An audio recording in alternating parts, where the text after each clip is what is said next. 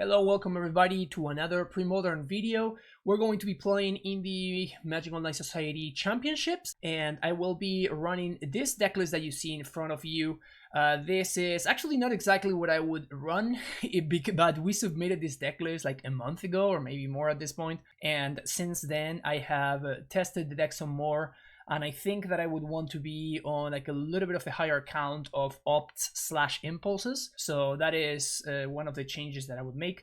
But this is the list that was submitted at that point, and I still think that it's pretty decent anyway. So not super upset about playing this list.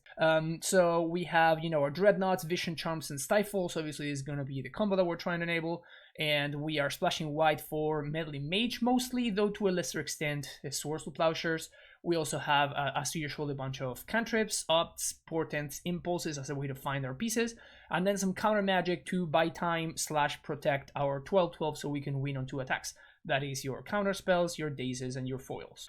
We have the best, probably the single best card advantage card in the entire format in Gush, which is pretty underplayed mostly because not many decks can afford to play it, because you need a bunch of basic islands in order to play it. And fortunately in this list we do actually have access to a healthy amount. We can also, you know, use Flooded Strand to find our islands, so that's pretty nice as well. You will see that I'm actually in a pretty low number of dazes when most lists run between 3 and 4. The reason for that is that I like to build this deck to play a little bit of a longer game, and when you're trying to play a little bit of a longer game, Daze actually loses a lot of its value. Daze has a lot of power when you're trying to combo as early as possible, when I am trying to combo as reliably as possible, which is a pretty significant difference in how you are and the timing that you are playing your cards in. So for that reason, we are going a little bit lower on the amount of Dazes that we're running. Still a good card, especially when we go to the sideboard and we combo it with the card Armageddon, but, you know, still only 2 copies here.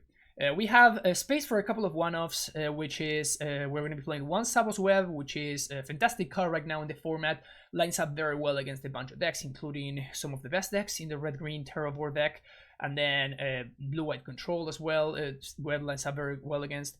Which tend to be kind of weak matchups for this strategy overall. And then we have a single copy of an all fantastic card, which we know who we're playing against. We know that we're playing against Paul Master, and he's going to be playing Playable with Gael, PDGA, also known as Black-White Control, and Annul is basically a dead card, so not so hot here, but it is what it is. And then also Swords to Plowshares as well, which is not going to be great in this matchup either, so definitely a little bit of a swing and a miss with my choice of one-offs for this specific matchup, but we can fortunately undo that downside a little bit when we move on to the sideboard, and we have this is literally the best card in the format against the PDGA deck, so that's definitely a card that I'm happy to have access to. Armageddon is fantastic in this strategy, especially when we pair it alongside Gush, and then, as I said earlier, Dazes and Foils. So Armageddon is going to be potentially pretty strong here. We also have a Flash of Insight as a way to have a little bit of card advantage, and also a little bit of a kind of a demonic tutor impersonation here with the flashback, which is pretty strong when we're trying to find, you know, our very impactful cards. And then we have some extra removal in Last Breath, namely mostly against Meddling Mage, and then some Swords to Plowshares, then some copies of Disenchant, and then Hydroblast / Blue Elemental Blast, an extra copy of Sabos Web, and some Curse Totem for the creature decks. In this matchup specifically, we don't really have that many cards, as I was saying earlier, but the ones that we do are extremely powerful. So this is what Pablo will be bringing to the table. This is the exact 75 that he will be playing. So definitely a lot to be scared of between Swords to Plowshares, Duresses, Disenchants, Gerard's Verdicts, Vindicates, and Skeletal Scrying. Like, all of these cards are extremely scary and very powerful against us. So hopefully he draws them in the wrong order. Hoping for that, but this matchup is actually not very good for us. So we're going to be hoping to get a little bit lucky, and even maybe a little bit of him not finding the pieces that he needs in a time frame that allows him to take advantage of them. Because once we get to especially game 1, once we get to the mid to late game, it's going to be basically impossible for us to keep up with what he has going on. In games number 2 and 3, we actually have a chance thanks to specifically the card Armageddon. But the fact that he has, you know, some extra removal in the sideboard, as well as probably the scariest card in his 65, in his 75, which is the Haunting Echoes. Like if he resolves this, like the game ends immediately. So pretty scary card here. Fortunately, it's a 5-drop, so it's not that easy for him to resolve it, but like, you know, he can set it up thanks to Duress and the full 4 copies of Gerard's Verdict. He also is going to have access to Smother, Diabolic Edict, so a bunch of different removal spells for poor meddling mages to be able to keep up with. That doesn't make Melee Mage a bad card by any stretch of the imagination, but it definitely makes it worse. This is the decklist that we're going to be facing. Hopefully we don't get beat down by some Exalted Angels very quickly, but this is what we're hoping for. And yeah, let's play some nice and interactive Magic, and hopefully we can manage to make our 12-12s cross the finish. If you enjoyed the content, make sure you hit that like and subscribe button, and I will see you in round number 1. Round number 1, we're on the play, and I think this hand looks pretty good, so we're going to keep it. I think I'm going to lead on basic island here, and the reason is because we can... This is actually very interesting. So he's got the Duress, which is obviously pretty bad for us, but it's not the end of the world. We get to resolve Mage on Swords to Plowshares on turn 2. He takes the Vision Charm, which limits my option to... Oh, that's kind of nice. I still think that I go for Plains here, and I cast Meddling Mage. It's going to make things really awkward for casting this counter spell, but allows me to get this rolling. Also, it's pretty cool that he doesn't know about these days. Days also does enable the foil, which is pretty cool. Yeah, Gerard's Verdict. Gonna get countered, but yeah, that's the 1-2 punch, the perfect 1-2 punch that he wants to get going. Oh, that's a very nice draw. So let's swing, and I'm gonna name Vindicate with this Meddling Mage, which makes Wrath of God better, but hopefully we are able to find an island before he finds the Wrath. Let's see what we... redundant counterspell is brutal. So if he does have the Wrath of God here, if he goes land into Wrath, I think we're probably just gonna lose the game. But, you know, this opening of like turn 1 Duress into Verdict is just kind of unbeatable anyway. Another foil. Would love to find some cantrips, some stuff like that, but unfortunately can't do it. Cycling some dragons. Now we're getting into like a little bit of a dangerous spot, because now Cycle the Decree of Justice can actually block one of my Meddling Mages. I don't think there's much I can do about that though. I think I need to continue attacking. We did find a land though, so if he does have the cycle here, like this really sucks, but I do think that I need to put on the pressure, and like this is going to happen eventually anyway. And then later on we're going to start to see some angels coming down, which obviously is going to be really bad. So he double blocks the Swords to Plowshares guy, but we do get to get in there. I think he's just going to pass the turn and then just upkeep, because he knows about the counter spell. Another Meddling Mage. So let's swing first. If he has another Decree, this is a disaster, but not much I can do about that. Of note, he did not bring back the Eternal Dragon. Yeah, so he does have the Swords to Plowshares. I'm still gonna name Swords to Plowshares here, even though he may have Vindicate. Like, he's more likely to have Vindicate than another Swords to Plowshares, but I still think it's correct to do, simply because it's the better removal spell. There's the Vindicate, not much we can do. Gosh, that's a good one. We have to do that there, which is very sad, because now we don't have counterspell mana. We have to be discarding one of these foils. I was really hoping to find an enabler for this Dreadnought here, but unfortunately we couldn't find it. But now his Eternal Dragon Engine is going on, which is obviously problematic. Yeah, I think I have to portent here. Sable's Web, double Stifle. I guess we keep this. So let's put Stifle, Web on top. Say no, send the turn back. Next turn we can Dreadnought with Stifle backup, with Counterspell backup, which is not super great, but okay. He only has 3 cards in hand, and I think that I need to really take advantage of this. I could play the Sable's Web to draw the other Stifle. Doesn't really do much for me. I think it's probably... It allows me to potentially find an island or another Gush in the following turn. So that probably next turn... Like, I have enough life to take a bunch of hits from this dragon, so that's fine. So take 5. I guess I could have stifled that dragon trigger, but I don't think I want to. Untap. Island is fine. So now I have 2 layers of protection.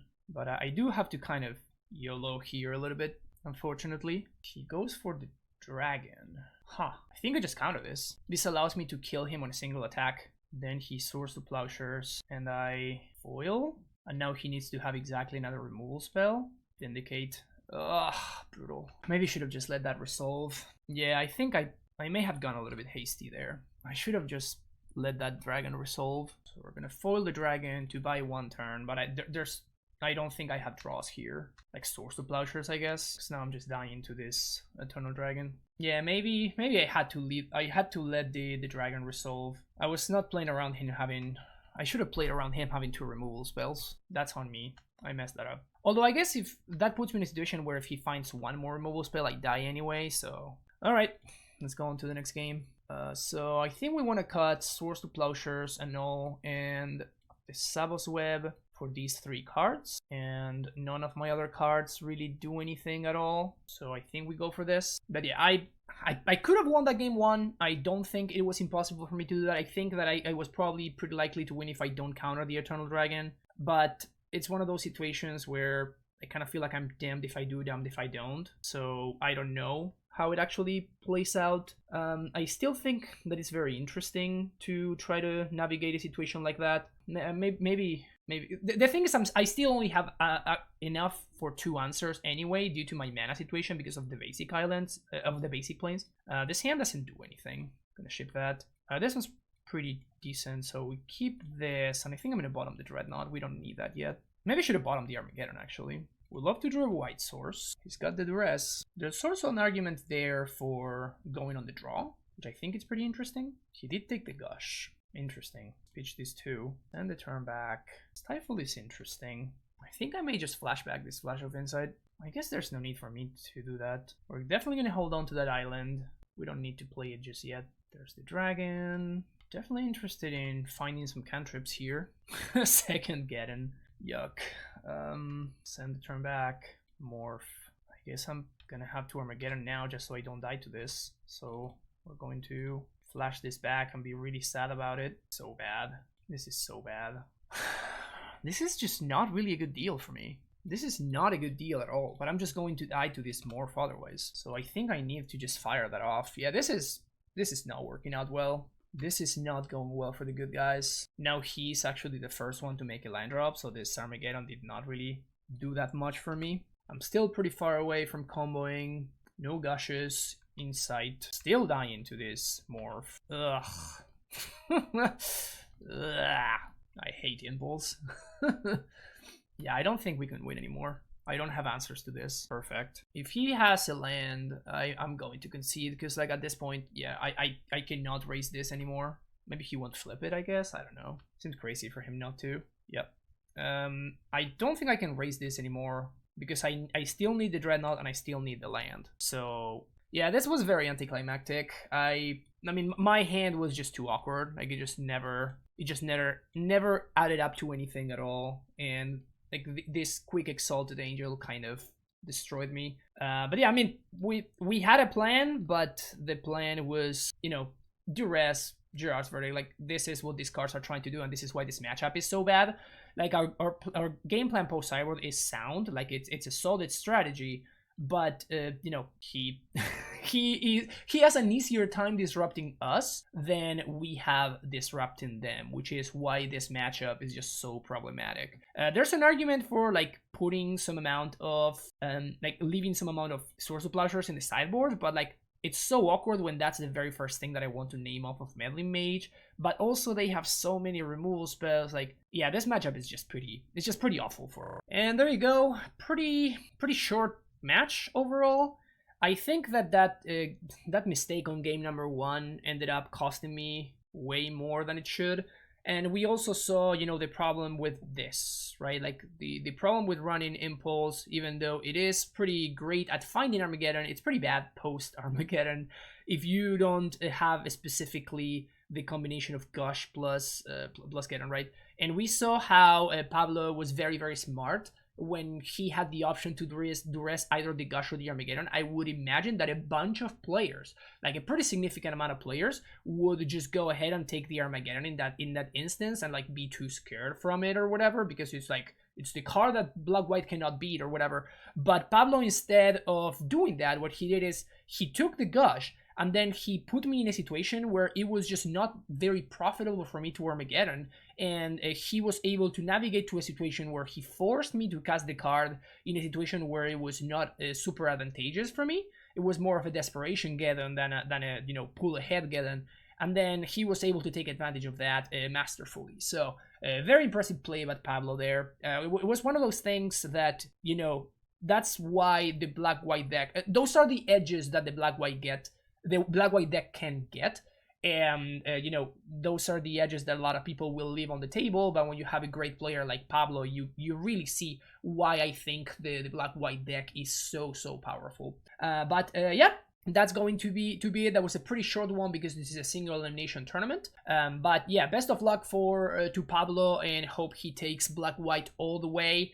And hopefully one day I will be able to beat him again, like the good old times. but yeah, that's gonna be it for me. Thank you so much for watching, folks. Have a great rest of the day, and if you want to, hit that like and subscribe button. If you don't, that's also fine, and I will still see you in the next video. Take care, and bye bye.